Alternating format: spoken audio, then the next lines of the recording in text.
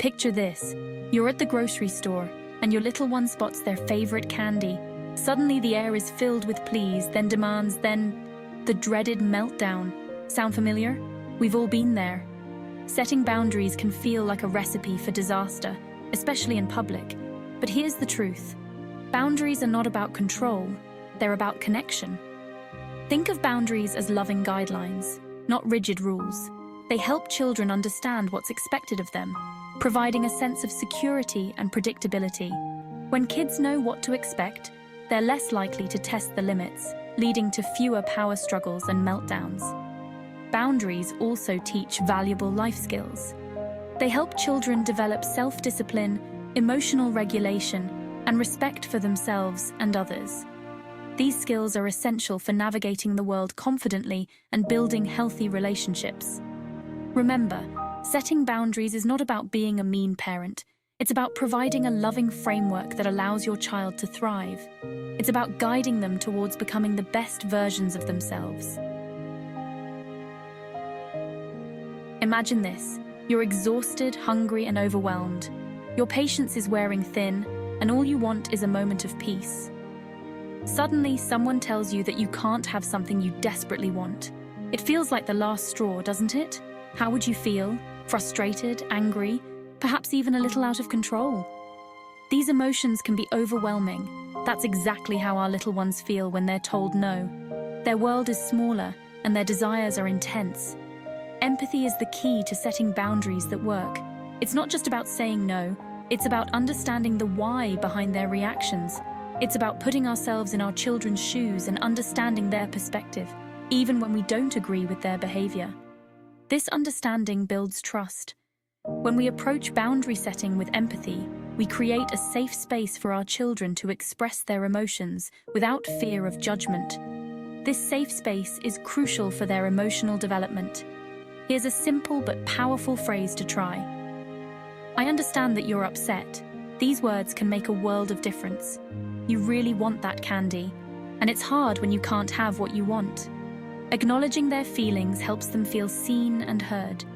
But we're not buying candy today. This teaches them that while their feelings are valid, there are still boundaries. By acknowledging their feelings, we show them that we see them, we hear them, and we care. This connection is the foundation of a strong parent-child relationship.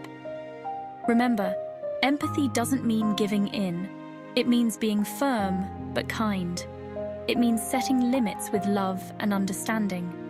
This balance is essential for healthy development. It means teaching our children that their feelings are valid, even when their behavior needs redirection. This lesson will serve them well throughout their lives. Setting boundaries doesn't have to be a battle of wills. In fact, it can be an opportunity for connection and teaching. The key is to approach it with gentleness and understanding, even when you're feeling frustrated. Start by setting clear expectations. Before you enter a store, let your child know the plan. We're going to the grocery store to buy milk and bread. We're not buying any toys today. This simple step can prevent meltdowns by setting the stage for cooperation. When your child inevitably asks for something, resist the urge to say no immediately. Instead, acknowledge their request and offer an alternative. I see that you want a cookie. Those do look yummy. How about we have a healthy snack when we get home? Remember to stay calm and consistent. Children thrive on routine and predictability. If you give in to tantrums sometimes, they'll learn that persistence pays off. Stay strong and loving in your limits, and your child will eventually learn to accept them. Navigating public places. Tantrum taming strategies. Public tantrums are every parent's nightmare. The stares, the judgment, the feeling of helplessness. It's enough to make anyone want to stay home forever. The pressure can be overwhelming, and it often feels like all eyes are on you. But don't despair. There are strategies you can use to navigate these situations with grace and effectiveness. Prevention is key. By planning ahead, you can significantly reduce the chances of a public meltdown. Before you head out, make sure your child is well rested, fed, and has had plenty of playtime. A well-prepared child is a happier child, and this can make all the difference. A tired, hungry child is more likely to have a meltdown. Ensuring they are comfortable and content can prevent many issues before they start. Bring along a few distractions, like books, small toys, or snacks, to keep them occupied. These items can serve as lifesavers when you need to divert their attention. If a tantrum does occur, stay calm and avoid engaging in a power struggle. Your calmness can help soothe your child and de-escalate the situation. Remember that your child is not giving you a hard time, they're having a hard time. Empathy is crucial in these moments. Get down on their level, make eye contact, and validate their feelings. I know you're upset that we can't get ice cream right now. Acknowledging their emotions can help them feel understood and less frustrated.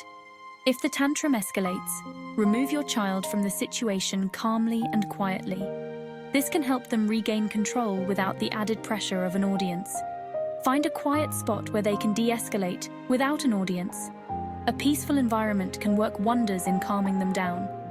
Once they've calmed down, you can talk about what happened and how they can handle their emotions differently next time. Discussing the incident afterwards can provide valuable lessons and help them develop better coping mechanisms for the future. Staying strong when tantrums strike. We get it, tantrums are tough. They can happen at the most inconvenient times, like in the middle of a grocery store or during a family outing. It's easy to feel overwhelmed, embarrassed, and even angry when your child is melting down in public. You might feel like everyone is watching and judging your parenting skills. But remember, you are not alone. Every parent has been there at some point, and it's a universal experience. Every parent goes through this, and it's important to give yourself grace. Take a moment to breathe and remind yourself that this is just a phase. When you feel your own emotions rising, take a deep breath and remind yourself that this is not a reflection of your parenting. It's a natural part of your child's development. Children are still learning to regulate their emotions, and tantrums are a normal part of development. They are trying to communicate their feelings, even if it comes out as a meltdown.